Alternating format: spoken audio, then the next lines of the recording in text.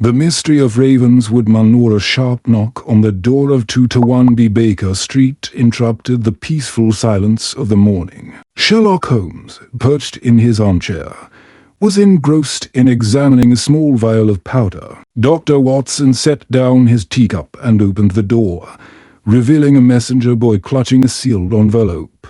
The boy handed it to Watson and said, "Urgent delivery from Mr. Holmes." Watson thanked him, and the boy quickly departed. As Watson handed the envelope to Holmes, he noticed a faint smear of blood on the seal. Holmes opened it carefully, and his sharp eye scanned the single line written inside.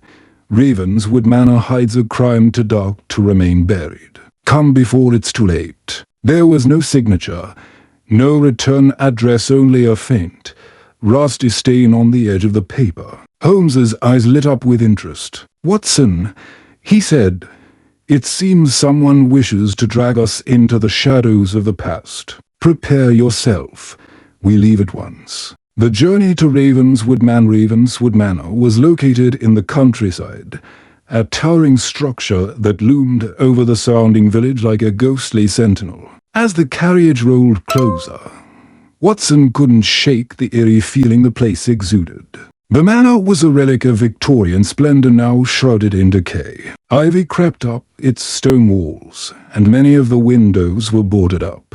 A cold mist clung to the ground, wrapping round their feet as they approached the grand oak door. Holmes knocked twice. After a pause, the door creaked open, revealing a gaunt, elderly man with deep-set eyes and a stooped posture. "Mr. Holmes and Dr. Watson, I presume," the man said in a gravelly voice. "I am Blake, the caretaker of Ravenswood Manor. Lady Eleanor has been expecting you." Blake led them through dimly lit corridors lined with portraits whose eyes seemed to follow their every move. The air was heavy with the scent of damp wood and neglect. Lady Eleanor's story. Lady Eleanor Ravenswood awaited them in the drawing room, seated in an armchair near a roaring fire. She was a striking woman in her late 50s, with silver hair pinned neatly and eyes that spoke of sleepless nights. "Mr. Holmes," she began, her voice trembling slightly, "thank you for coming.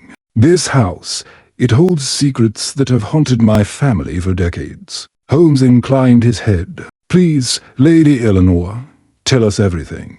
She took a deep breath. 20 years ago, my husband, Lord Gregory Ravenswood, accused our son Victor of murder. The victim was one of our housemaids, Maria. Victor claimed innocence, but Gregory disowned him and turned him over to the authorities. Victor escaped custody, but was never seen again.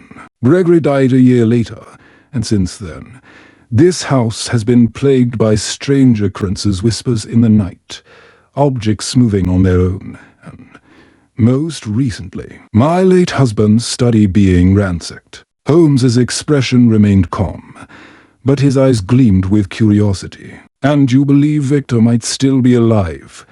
"I don't know," Eleanor admitted, her voice breaking. "But I feel his presence, or his spirit lingers here." The investigation began his examination of the study that evening. The room was cluttered with papers and books, but it was the scratches on the floor near the desk that caught his attention.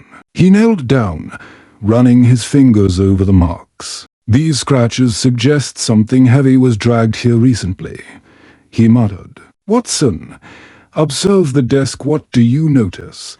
Watson leaned closer and pointed to a loose drawer. Inside, they found a crumpled letter addressed to Gregory Ravenswood.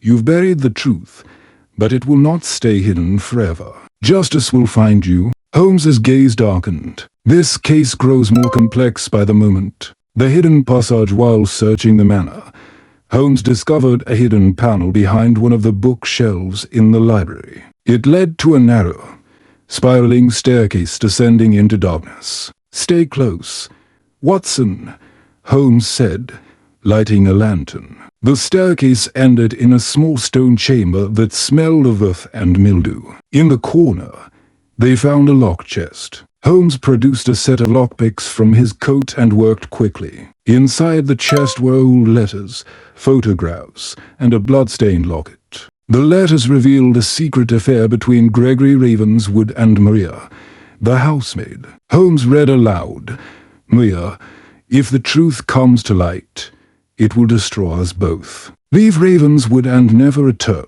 Confronting the truth, Holmes pieced together the puzzle. Gregory had killed Maria in a fit of rage when she threatened to expose their affair, and he had framed Victor to cover his crime. But who was now haunting the manor? Holmes gathered Lady Eleanor and Blake in the drawing room. "Lady Eleanor," he said, "the whispers and movements you've witnessed are not the work of spirits, but of a living person, your son, Victor.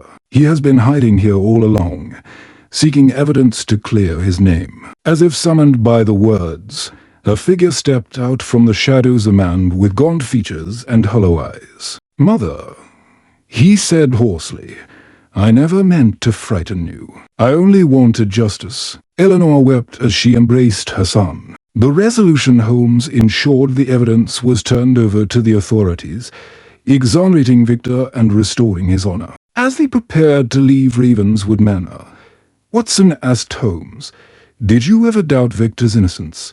"Never," Holmes replied. "The truth always reveals itself to those who seek it with diligence."